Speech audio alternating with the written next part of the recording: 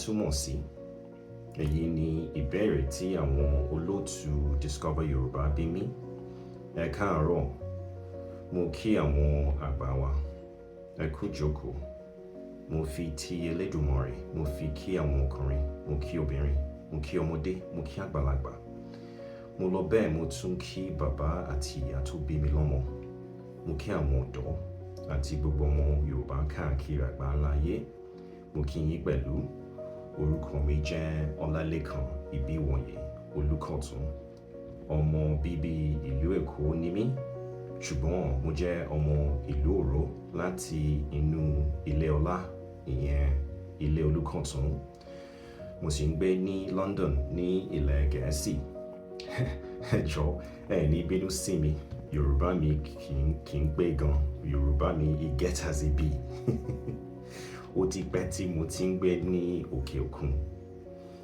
Ó ti pẹ́ tí mo ti kúrò nílé. Nítorí náà, mo kọ díẹ̀ sílẹ̀ kí n lè sọ ohun tó wà lọ́kàn mi, kí n lè sọ dáadáa.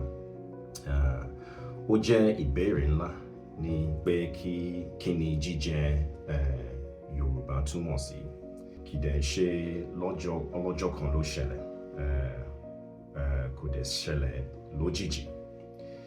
Ó dé sí mi lọ́kàn bí ìgbì omi mẹ́ta, so in 3 waves.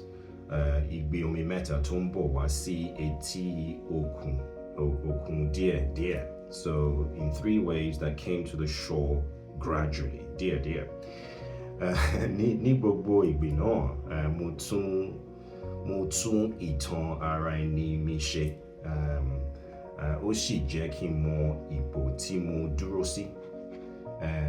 Ọ̀nà mẹ́ta ló pín sí. Àkọ́kọ́ ni pé mo bẹ̀rẹ̀ sí gbọ́ àwọn ọ̀kàn ńlá Yorùbá, àwọn gíga àti àwọn akínkanjú ilẹ̀ Yorùbá. Àwọn ọpọlọ gíga bíi Professor Adébánjí Akíntóyè àti Olóyè Chief Sunday Adéyẹmọ Ìgbòho Òòṣà. Àwọn bíi Ọláyọmí Kóìkì àti Dókítà Isaac Òkèbíọ̀run kò sí. Wọ́n ń pè wá pé ẹ jí, ẹ mọ ẹni tí ẹ jẹ́. Nígbà yẹn ni mo rí pé Yorùbá kì í ṣe tribe nìkan. Rárá, ó jẹ́ ìtàn, ó jẹ́ ọlá, ó jẹ́ àṣà, ó sì jẹ́ ipò ẹni. Àkọ́kọ́ nìyẹn. Èkejì, ìyẹn critical thinking. Èkejì yẹn ní ẹ̀kọ́ mi, masters àkọ́kọ́ mi, ìyẹn Masters MSc Government Policy and Politics. Mo dẹ̀ tún ti parí masters ìkejì mi, ìyẹn ó dẹ̀ ṣẹlẹ̀ láìpẹ́ yìí, ìyẹn Artificial Intelligence Data Specialist, ìyẹn masters ìkejì. Ṣùgbọ́n ibẹ̀ kọ́ ni mò ń lọ. Masters àkọ́kọ́ yẹn, ìyẹn MSc Government Policy and Politics, ó kọ́ mi bí mo ṣe máa ń ronú jinlẹ̀.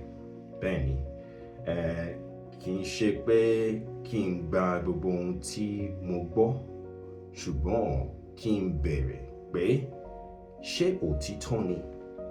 Ta ló kọ ìtàn wa? Kí la gbàgbé?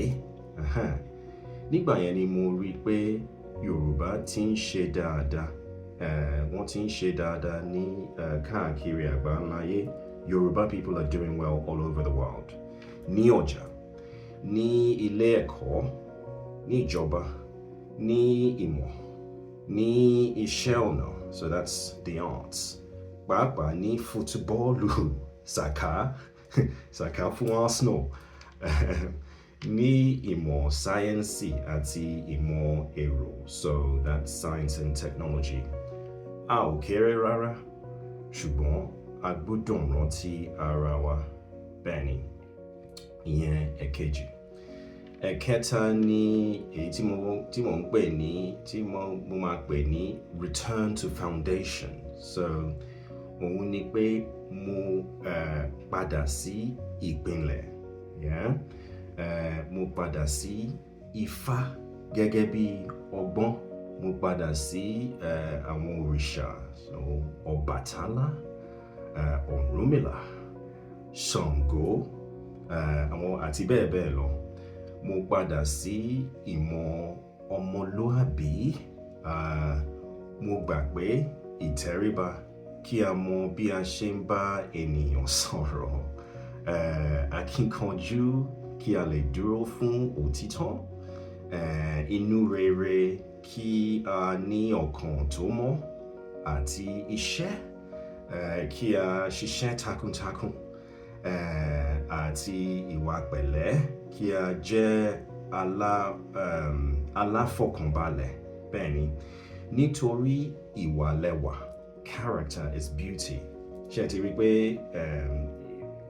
sísọ Yorùbá ó dùn, mo máa ń gbádùn láti sọ Yorùbá. Mo tún mọ ìtàn ìdílé mi láti ìlú Ọ̀yọ́ ilé, dé Ìgbómìnà, ọba ilé, ọba ìsìn ní Northern Yoruba land, àti ìlú Òró náà.